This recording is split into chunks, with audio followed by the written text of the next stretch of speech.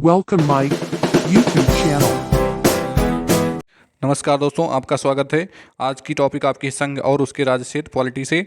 चलिए हम इसके एमसीक्यूज को सॉल्व करेंगे। भारत के संघ है, भारत एक संघ है जो कार्यपालिका चलती है, जो मतलब जैसे प्रधानमंत्री का जो बनते हैं सारी चीज़ें, जो व्यवस्थापिक न्यायिक प्रणाली है, ये सारे एक संघ कहते हैं इसी को। उसके राज्य क्षेत्र और संघ इसमें किस तरीके से विभाजित हैं अनुच्छेद के अनुसार आपको हम लोग पढ़ेंगे दोस्तों एमसीक्यूज में। चलिए आपकी क्लास स्टार्ट होती है।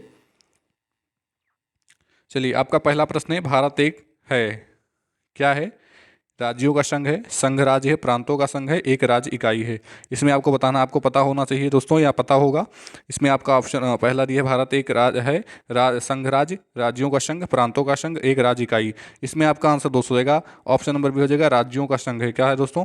राज्यों का संघ है, कई राज्यों का संघ है। आपको पता होगा 28 राज्य और 9 केंद्र शासित प्रदेश हैं भारत में। अगला प्रश्न आपका है दोस्तों, भारतीय संविधान के अनुच्छेद 1 में यह घोषणा की गई है कि इंडियन अर्थात भारत, इंडिया अर्थात भारत राज्यों का संघ, एकात्म विशिष्टताओं वाला संघीय राज्य, संघीय विशिष्टताओं वाला संघीय राज्य या संघीय राज्य। इसमें आपका आंसर सेकंड का हो जाएगा दोस्तों, ऑप्शन नंबर ए हो जाएगा, राज्यों का संघ दोस्तों, राज्यों का संघ हो जाएगा। अगला प्रश्न आपका है, भारत के संविधान भारत के को कैसे वर्णित करता है? राज्यमंडल, राज्यों का संघ या महासंघ? इसमें भी आपका वही आंसर होगा दोस्तों, राज्यों का संघ। अगला प्रश्न आपका, आंध्र प्रदेश एक भाषीय राज्य के रूप में गठित किया गया 1956, 50, 53 या 61 में? आपको पता होगा दोस्तों, फर्स्ट बार जो भाषा के आधार पर देश अलग हुआ था वो आंध्र प्रदेश था, वो तमिल था दोस्तों, उसके बाद आंध्र प्रदेश था। इसमें आपका आंसर दोस्तों हो जाएगा आपका ऑप्शन नंबर बी हो जाएगा, 1953 आंध्र प्रदेश था दोस्तों। सबसे पहले जो भाषा के आधार पर देश अलग हुआ था वो आंध्र प्रदेश था, तेलुगु भाषा के आधार पर। अगला प्रश्न आपका है, इसलिए अलग होता, कोई इसमें एक लोग थे जिसका नाम नहीं पता दोस्तों, वो उनकी जान चली गई थी, आमरण अनशन कर दिए थे भाषा के आधार पर राज्य को अलग करने के लिए। अगला प्रश्न आपका है, भारतीय संघ में किसी राज्य को सम्मिलित करने का अधिकार किसे है? राष्ट्रपति, प्रधानमंत्री, संसद, लोकसभा अध्यक्ष? इसमें आपका आंसर हो जाएगा ऑप्शन नंबर सी, संसद को है।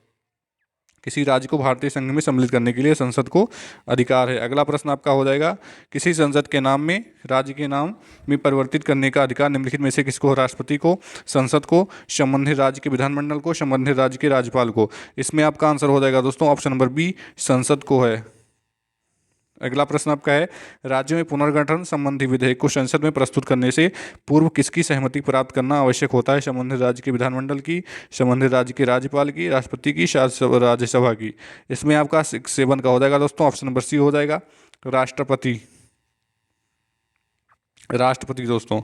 अगला प्रश्न आपका है, नए राज्य के गठन अथवा सीमा में परिवर्तित करने का अधिकार किसको है? प्रधानमंत्री को, मंत्रिमंडल को, या संसद को, या राष्ट्रपति को? इसमें आपका आंसर दोस्तों हो जाएगा ऑप्शन नंबर डी हो जाएगा, संसद को। नए राज्य के गठन अथवा सीमा में परिवर्तित करने का संसद को अधिकार है दोस्तों। लगभग देश में जो भी है, अगर कानून व्यवस्था को सही करना है कि तो सेंटर के पास ही होता है दोस्तों, वो संसद की कार्यपालिका के अनुसार वो उसको संगठित करता है दोस्तों। अगला प्रश्न आपका है, निम्नलिखित में से कौन किसी राज्य का क्षेत्र घटा या बढ़ा सकता है? राष्ट्रपति, संसद, राज्य व्यवस्था, क्षेत्रीय परिषद? इसमें आपका आंसर ऑप्शन नंबर बी हो जाएगा, संसद दोस्तों। अगला प्रश्न आपका है, अन्य रजवाड़ों के भारत में विलय के बाद भी किन 3 राज्यों में भारत में शामिल होना विलंबित किया गया?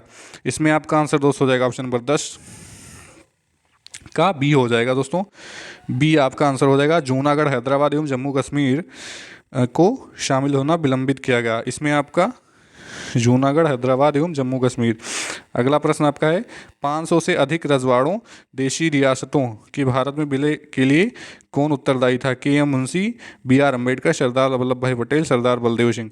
ये तो आपको पता होगा दोस्तों, लौह पुरुष का नाम आपको पता होगा, वही आपके 500 अधिक रजवाड़ों देशी रियासतों को भारत में विलय करने का उत्तरदायी थे भारतीय प्रथम उपराष्ट्रपति, उप प्रधानमंत्री या गृह मंत्री दोस्तों, सरदार वल्लभ भाई पटेल। अगला प्रश्न आपका है, निम्नलिखित जोड़ों में से किसने देशी रियासतों को भारतीय संघ का अंग बनाने में सबसे महत्वपूर्ण भूमिका अदा की? सरदार पटेल और जवाहरलाल नेहरू, सरदार पटेल और बीपी रमन मेनन, सरदार पटेल और महात्मा गांधी, सरदार पटेल और के एम मुंशी? इसमें आपका आंसर 12 का हो जाएगा दोस्तों, ऑप्शन नंबर बी हो जाएगा, सरदार पटेल और बीपी मेनन दोस्तों। अगला प्रश्न आपका है 13, मूल संविधान में राज्यों को कितने वर्गों में रखा गया?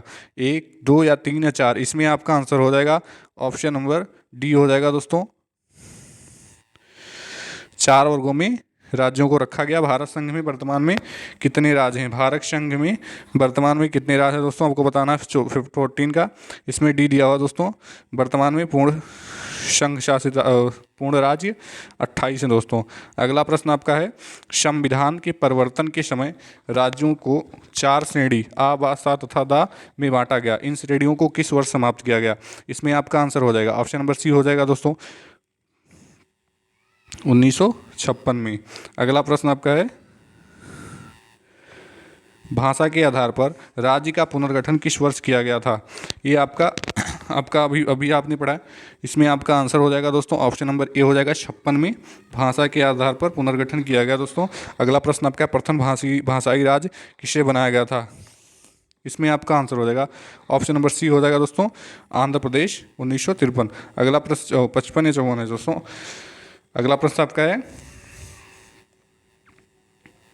सर्वप्रथम भाषा के आधार पर आंध्र प्रदेश राज्य का गठन 1953 में हुआ। 1953 में हुआ था, 1953 में हुआ। इसके पूर्व वहाँ एक आंदोलन हुआ था। इसी आंदोलन में किसकी मृत्यु हुई थी दोस्तों? इस आंदोलन में किसकी मृत्यु हुई थी? इसमें आपका आंसर हो जाएगा दोस्तों ऑप्शन नंबर सी हो जाएगा, पोती श्री रामुलु की मृत्यु हो गई दोस्तों। बहुत ही महत्वपूर्ण क्वेश्चन आपका है, वेरी इंपॉर्टेंट है आपका ये क्वेश्चन।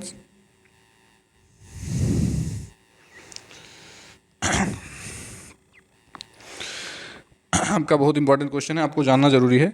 अगला प्रश्न आपका है दोस्तों मूल संविधान में राज्यों को 4 अलग अलग प्रवर्गों को समाप्त करने के लिए किसकी अध्यक्षता में राज्य पुनर्गठन आयोग का गठन किया गया?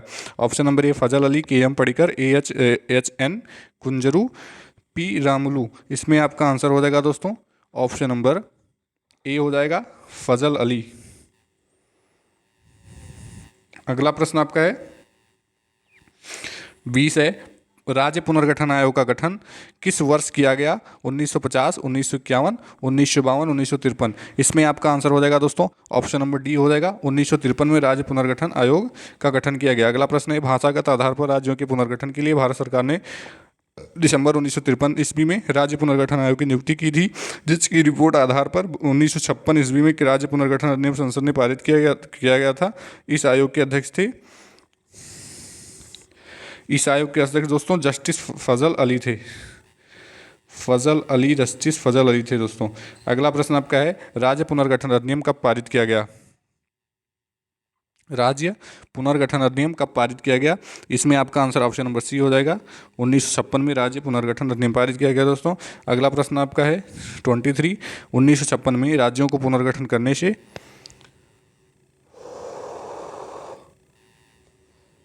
1956 में राज्यों का पुनर्गठन करने से दोस्तों कितने राज्य बने, कितने राज्य थे? इसमें आपका आंसर दोस्तों हो जाएगा ऑप्शन नंबर सी हो जाएगा 16 राज्य, 6 संघ राज्य क्षेत्र बने दोस्तों। 1956 में राज्य पुनर्गठन करने से 14 राज्य, 6 संघ राज्य क्षेत्र बने। अगला प्रश्न आपका है वर्तमान में भारतीय संघ में राज्यों और केंद्र शासित प्रदेशों की संख्या क्रमशः है। ये तो आपको दोस्तों पता ही होगा, कितने प्रदेश और कितने संघ शासित प्रदेश हैं हमारे भारत में। इसमें आपका ऑप्शन नंबर सी हो जाएगा दोस्तों सही, 28 राज्य हैं और 9 केंद्र शासित प्रदेश हैं दोस्तों।